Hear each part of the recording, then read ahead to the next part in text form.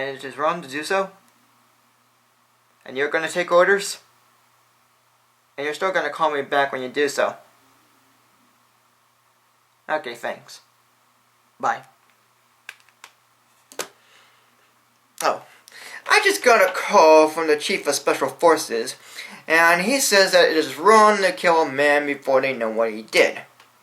So, once they find him, they're gonna capture him, and then report it back to me then. So anyways, hello there everyone, Sylvan Bard here, and welcome to a special event called Sulli-Ween.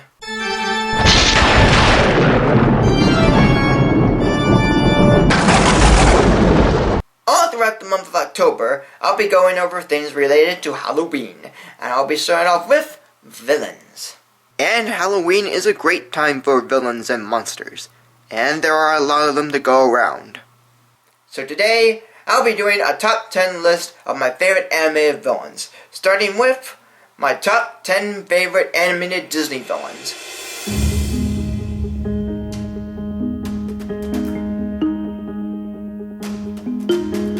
Number 10. Judge Claude Frollo from The Hunchback of Notre Dame.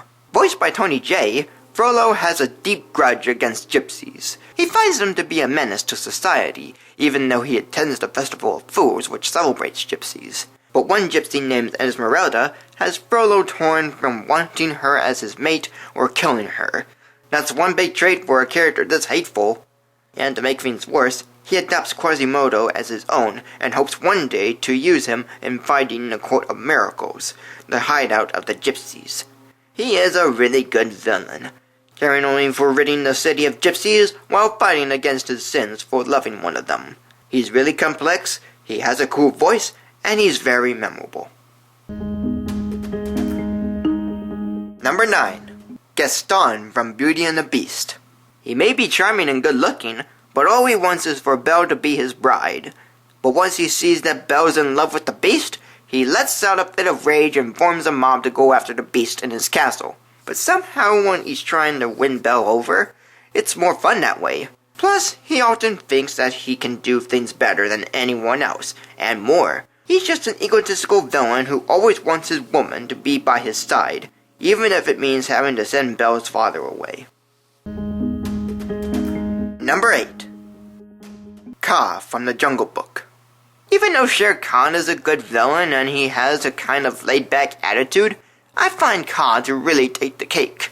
Being the only villain that's starring Holloway voiced, it's really nice to see or hear him take on a role that I find hypnotic. Not in that way.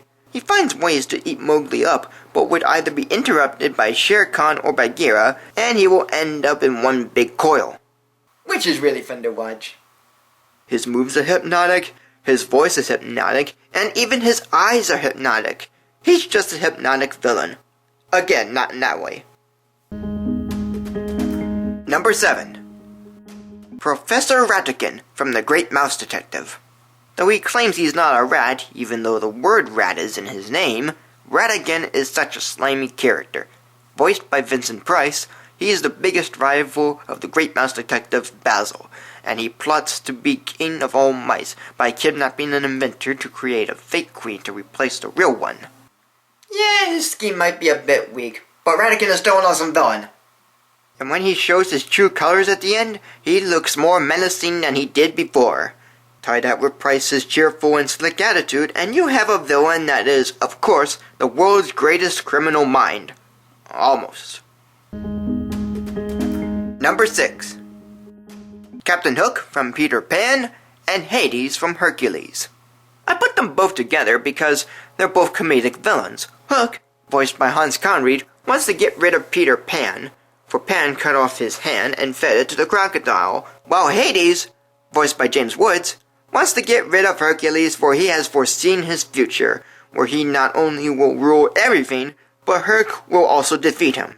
But both their attitudes towards their plans are very different. One plays as a fast-talking guy who likes to sell you an offerable deal in a really chippy mood, and the other plays it as a plot-scheming fellow who only wants revenge and would at times play with his emotions to get answers. Sure, they are both comedic and both play their attitudes in different manners, but they're both determined to get rid of their rivals and would try whatever it takes to make it happen, even if they use a woman as bait.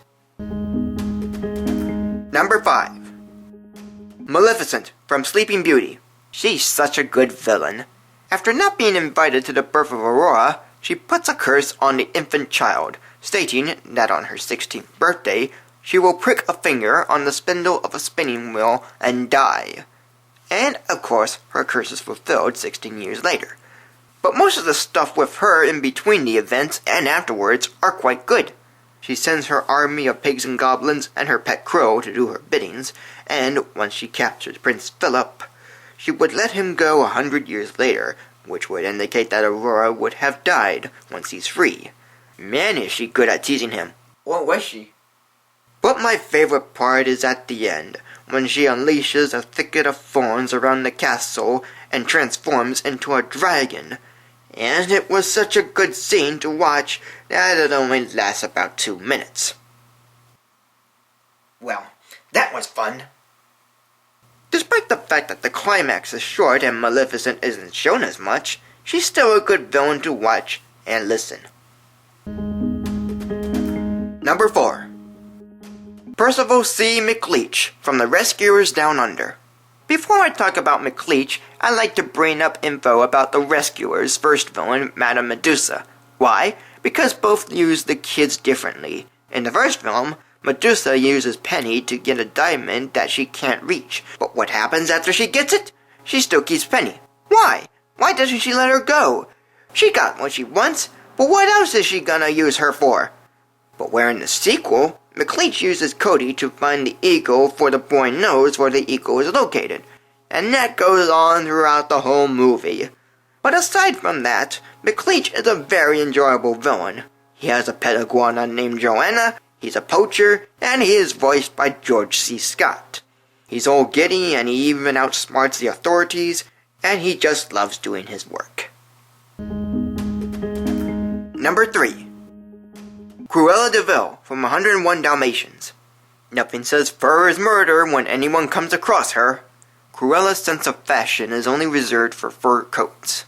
For when she comes across 15 Dalmatian puppies of her worker Anita, she sees an opportunity to use them in her new line of fur coats. And if you think that's evil enough, just the mention and use of her name is more than enough to call her evil. And she fits it perfectly. She has a strong voice, memorable quotes, she also has Jasper and Horace as her henchmen, and her rage at the end not only makes her an evil villain, but a memorable one. Number 2. Ursula from The Little Mermaid. She's a sea witch, an octopus even. She takes Ariel's voice and uses it to hypnotize Eric while disguised as a human woman. She makes a deal with Ariel that she's given 3 days to make Eric kiss her. But if not, Ariel belongs to Ursula. But then at the end, she tricks King Triton into giving up his life to save his daughter, when in fact, Ursula takes the crown. Yes, she plots to take Triton's throne, but just her alone and with her eels, Flotsam and Jetsam, she's one awesome villain. She is devious and she has a great voice. What else can you say except that she is one nasty witch?